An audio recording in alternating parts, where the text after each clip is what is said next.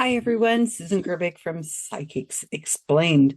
I had just did a nice talk in SLO, which is San Luis Obispo, yesterday, and I did a presentation on psychics.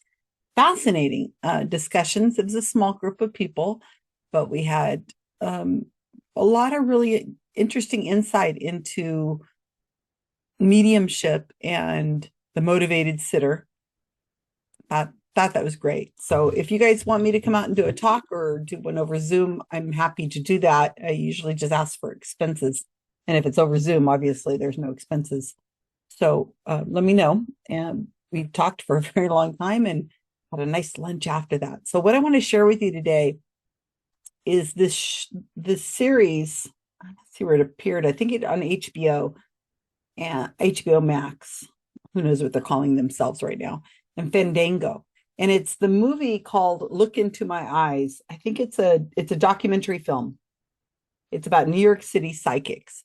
Now, I have not watched this. I have listened to people talk about it who are people I respect their opinion. And Ben Radford has just come out with a long article for Skeptical Inquirer Online. He had written this up, I believe, for Skeptical Inquirer, the magazine, the print magazine, like this, but it was a shortened version. So this is the longer version. My hair is a mess. Oh, well. Well, it's just Susan. So I'm going to leave a link to this in the description of this video that you're watching right here. If you have seen it, I'm interested in your opinion of Look Into My Eyes. And I'm just going to kind of go through some of this really quick. Let me show you this. Let me put it someplace to show you. My goodness, how many tabs can a person actually have open in one time? A lot, especially when you have multiple screens. Okay.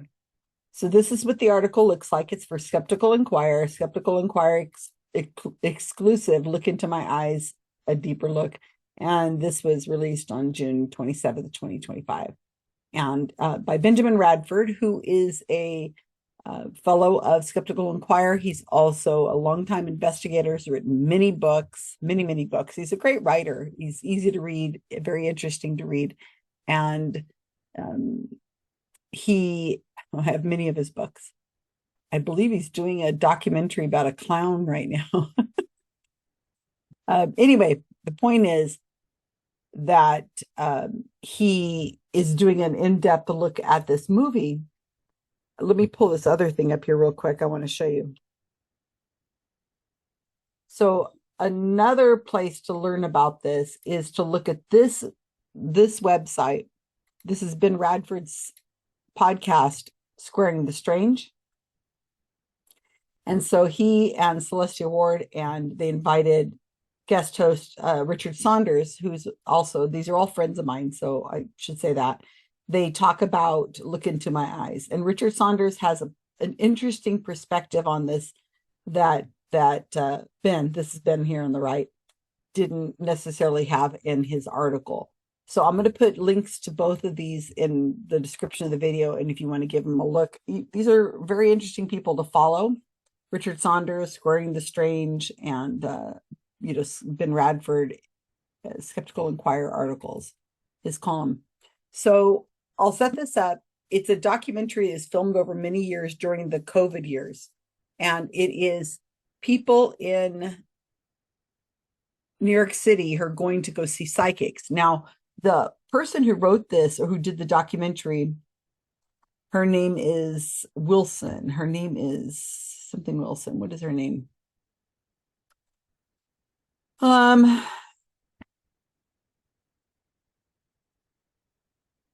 Wilson. So Lana Wilson wanted to do a documentary. She's a legit documentary person, makes documentaries. And she wanted to make something following psychics and I guess the connection that they have with people.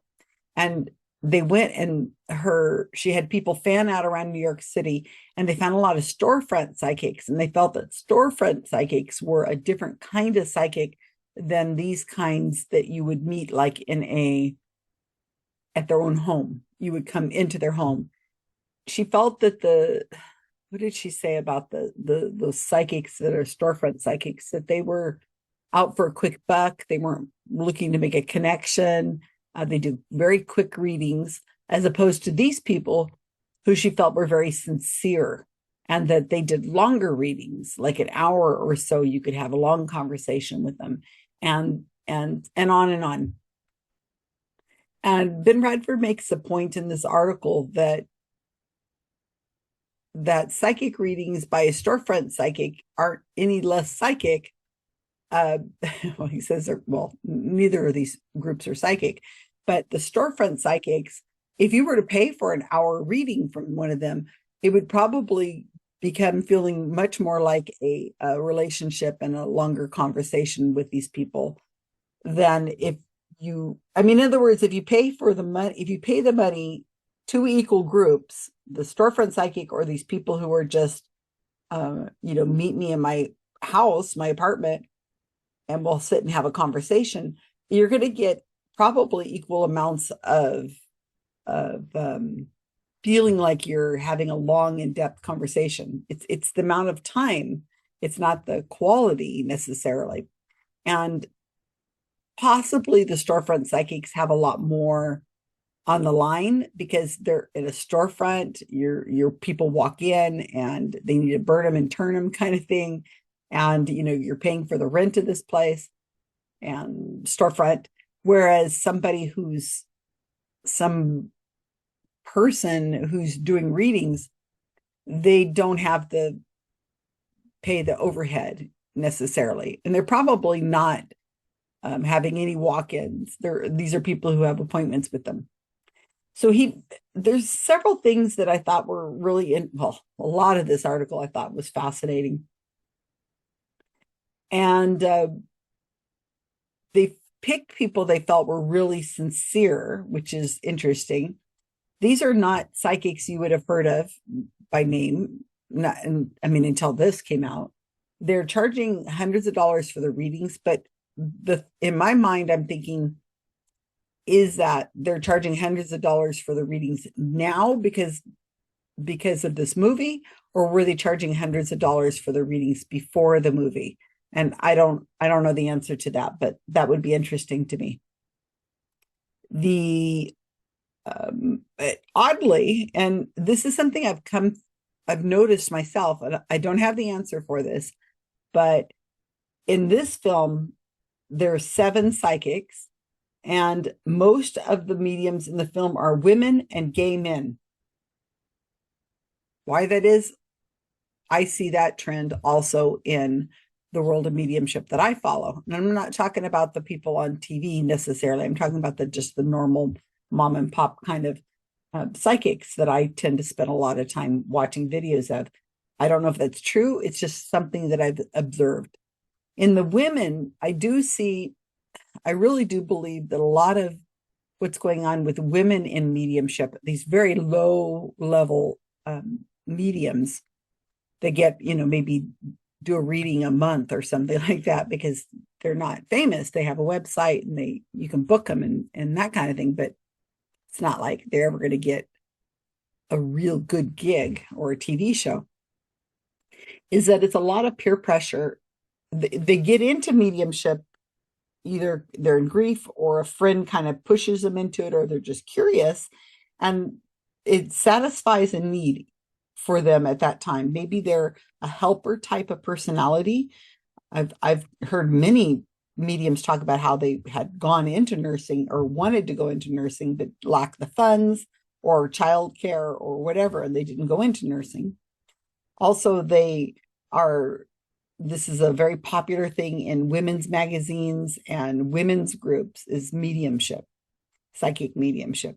And so if your peer group is kind of pressuring you to do this because everybody's saying how awesome it is and what a wonderful experience, and then you find out that the medium you are seeing is giving workshops and mentoring and videos and so on, you just have to pay for them. Then you start doing that to make some extra money, probably, or to help people. and then they just kind of get into it, and then there's zero criticism. Nobody ever criticizes another psychic on these events. So when you're watching a reading, a gallery reading, there's no one saying, really, you don't know my mom's name? You know, nothing. There's never any negativity. It's always positive. And so I think that's why a lot of women get into it. Now, why men that are gay? I don't know, but it does seem like there's a lot, let's just say, more than the proportion of what we think the population of gay men are versus non-gay men. I don't know, whatever. I think that I don't know. That's what's going on in in my view. And I think it's interesting. I don't know what it is exactly. So in this movie again, a lot of the points that he makes, Ben Radford makes here, is that what kind of people are going to go get these mediumship readings? Now, we don't know who the sitters are.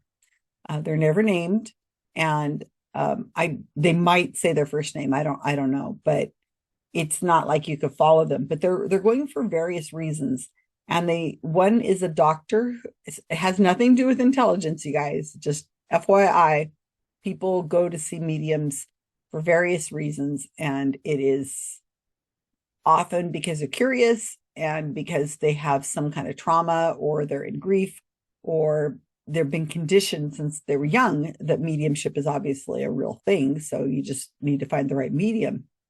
So the first one I think they profile is a woman who's a doctor, and 30 years before, a young child had died. I don't know, during a procedure or something. And so she wanted to know how that young girl was doing. And the medium tells the woman, she's fine. She's doing well, What do you think you're going to say? And another one says, I was adopted and I want to know what about my parents were like. And that kind of thing. And it was fascinating because the psychic can just say whatever they want to say, right? And again, it comes down to what is the harm in this? And as I say, it rewrites your memory. It gives you false memories. It is, you think it's truthful, but really, I don't know. It's not, it's knowing something that somebody just said. Is that helpful to you? I mean, if it's not factual, the person says, my parents, I was adopted. I don't know anything about them. Tell me about them. And the psychic says, well, your mom was kind of greedy, but, and your dad was a player, and, some other things about them. And I'm thinking that may not be true. In fact, it's unlikely to be true, because there's a lot of scenarios of why a woman would relinquish her child. I mean, and it doesn't have to do with her being greedy and her husband or her partner, the male, to be a player. There's a lot. And the sitter asks, well, does she think about me? And the sitter says, sometimes, not that often though. I mean, really? Is this what you want to, I mean, is that helpful? I don't know. It's not truthful, but if you're not going to go look for who your birth parents are, or you can't find them, I don't know. Telling somebody something good is just as bad as telling them something bad, I guess, if it's just a lie. And the interesting thing also, I keep saying the interesting thing, sorry, you guys.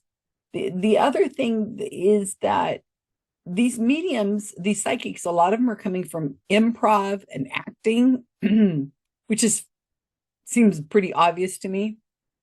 A lot of these cold readings, that is improv. It really is. The more I've seen of improv, I see how similar it is to mediumship. Cold reading. This is all cold reading, by the way, because they never really get anything accurate at all. They talk to one person, one of the mediums, the documentary people do, and they say, do you think this is real? And they're like, I don't really know. I could be just making stuff up. I really don't know. And that's one of the points that Ben makes is that these people don't even know if it's real or not. And there's no skepticism in this whole movie at all. And the documentary doesn't take a look at could this psychic phenomena be real? Not, it's not even really discussed that much. Testing or cold reading or any of that kind of thing is discussed. Um, so I'm looking to see if there's anything else I want to make sure I tell you. Well, there's a lot, but I hope you read this article yourself. And Ben's take, and I'll give this away because there's a lot of content in here. He says he has mixed feelings about the film. On one hand, I can appreciate how much skill goes into crafting a compelling narrative and the vast array of technical, artistic, logistical, and other considerations that go into making a watchable film. That being said, as someone ultimately familiar with the subject matter, I was deeply disappointed by the superficiality of the documentary. If you're going to put in the time, effort, and expense of making the film, why not go the extra mile and do it right? He talks about the harm and that basically, I think what he says, if I remember correctly, is that you've paid for a service and then you don't even know if the person giving you that service is legitimately doing it. And so if you paid for a service, you should be getting your what it is you paid for. And yeah, maybe these people do feel better. We don't know because we only hear briefly from these people. We don't get a follow-up on what they actually think. We don't know if the woman who asked her about her adopted her biological parents, if she ever goes out and she finds her real biological parents and says, "Mom, you're just selfish," and "Dad, you're just a player." I mean, would you want to go look for your parents if this is your thought that I don't know, my parents don't really care about me at all. They know, but they don't care. So no words, no names. Wouldn't that be helpful to get the names and like where they're located? Are they living, dead, that kind of thing? What are your grandparents' names? Do you have nieces and nephews, half brothers, half sisters? That would be helpful. I do a lot of genealogy. That'd be really helpful. So Ben says truth matters, or at least it should. So and the missing voices. So there is no skepticism, as I said in this. They didn't reach out to anybody in the skeptical community to talk about what might be happening or what this is all about. And nobody got a call. It doesn't matter. So, we're not in part of there. So he says, at first glance, look into my eyes is a sympathetic portrayal of psychics in the big city, but a deeper look into their eyes and action is both sobering and damning. The film and the psychic scene within ask us and their clients to take them seriously. But when we do, they candidly reveal unethical behavior and indifference to truth. Interesting. So Richard Saunders on the Squaring the Strange podcast that I listened to, the link is in underneath here. His thought is that this was a documentary about people, personal experiences with people, these people and the relationship, these brief relationships they have with somebody, like an hour. He said it could be a documentary on bowlers, or I guess anything. He says they could have been any occupation, and just having a look at what their lives are like, what their motivations are, why they got into this industry that they're in. He says it really had nothing to do with psychics necessarily, I guess, because there was no criticism or no look on both sides or really thinking about what harm can happen with this. He said if they had just talked to any subgroup of people out there, they're likely to get pretty much the same kind of story, I guess. And I think that's true. I mean, if you sat 7 people down that you found just off the street. And you said, I need you guys to all come over here and we're going to talk to you. And if you talk to them long enough, or just really had an in-depth conversation with them, I'm sure you'd find one or two of them that are very engaging, tell interesting stories. Or if you could explore it as a filmmaker and go in whatever directions you want, to talk to them about their early life, or to talk about their hopes and dreams, or their present life, or a situation that happened in their that they think shaped them. I think you can get a compelling story out of most people. Now they went to 150 psychics and they picked 7. So we don't know much about all those other psychics. That's all missing. Were there other people they followed besides the 7? That was pointed out on the Squaring the Strange podcast. We don't know. This isn't a documentary on, are psychics real? Can you communicate with the dead? This is just a look at what is happening in the psychic industry in New York City during the lockdown years. They also mentioned they didn't see anybody really with masks, but you could sort of see some people, like in the background, whenever they're doing street scenes, are wearing masks. So, and it was filmed over several years. It was it sounds like it would be an interesting documentary. I'm unlikely to watch it. I'm really curious what you guys think, if you've seen it. I really just spend very little time watching content. And when I do, it's usually intentional. Not like I'm just watching it just to pass time. So I don't know. I doubt I'm going to watch it. Anyway, I will put the link to the Squaring the Strange, as well as the article Ben Radford had written about this. And if you've seen the film, please definitely leave your comments in here of what you thought. I do believe I remember hearing people talking on Twitter about the film. They were saying, oh my gosh, have you seen this? Have you seen this? And I think when it came out, people were asking me, Susan, you're going to go see this, right? And I thought, no, I'm probably not going to.